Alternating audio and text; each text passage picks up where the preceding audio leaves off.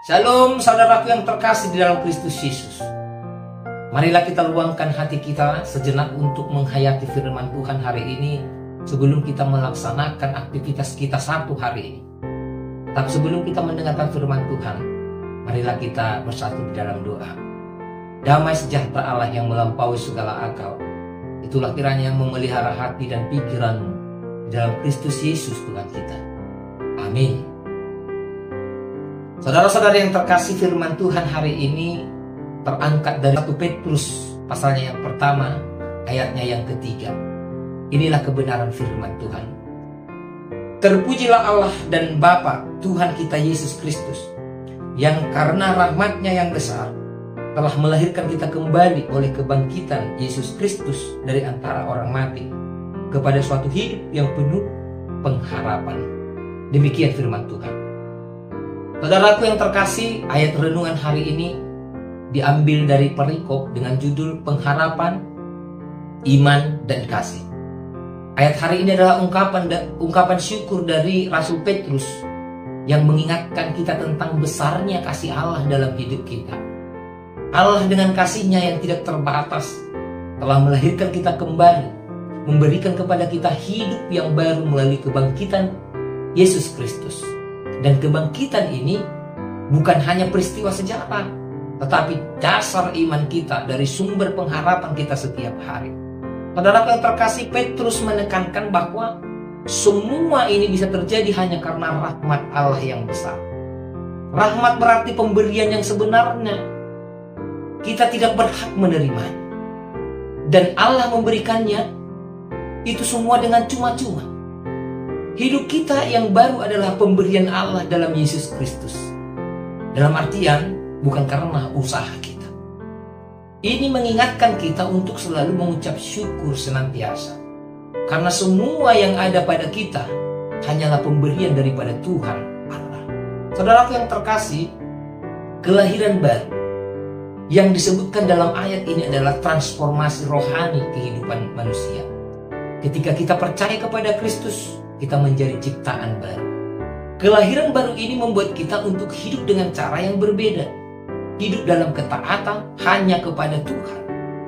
Di mana kita boleh meninggalkan sifat-sifat yang lama dan mulai hidup di dalam iman kepada Yesus Kristus. Saudaraku, hidup dalam pengharapan yang bersifat kekal, bukan sementara.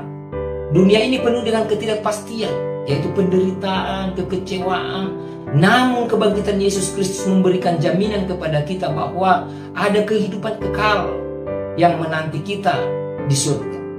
Pengharapan ini memberi kita kekuatan untuk menghadapi setiap tantangan kita. Tantangan itu dengan iman.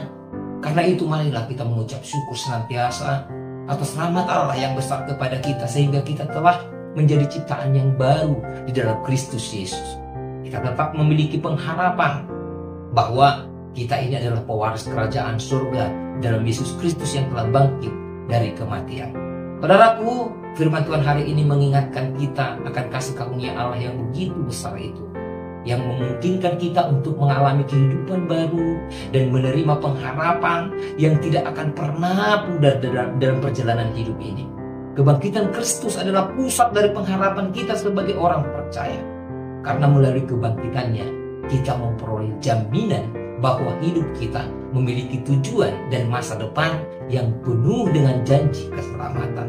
Oleh karena itulah, kita dipanggil untuk mengucap syukur, untuk memuji Allah dengan penuh syukur, karena melalui kasih karunia-Nya, kita telah diberi hidup baru dan harapan yang hidup.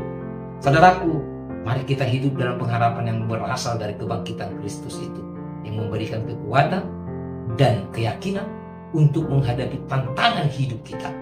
Kita jalani hari ini dengan penuh pengharapan hanya kepada Tuhan Allah, Yesus Kristus yang telah memperbaharui hidup kita. Selamat beraktivitas. Tuhan Yesus memberkati. Amin.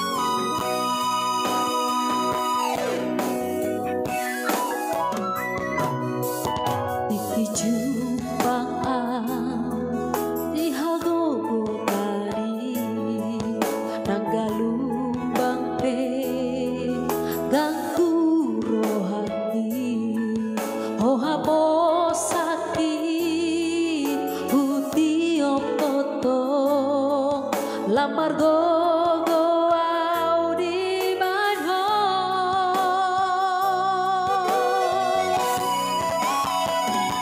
sangat lali abang masai tipo maninggalon sude akasih lagi olan oh Tuhan pasabang rohaki dara naso tarbain oh Tuhan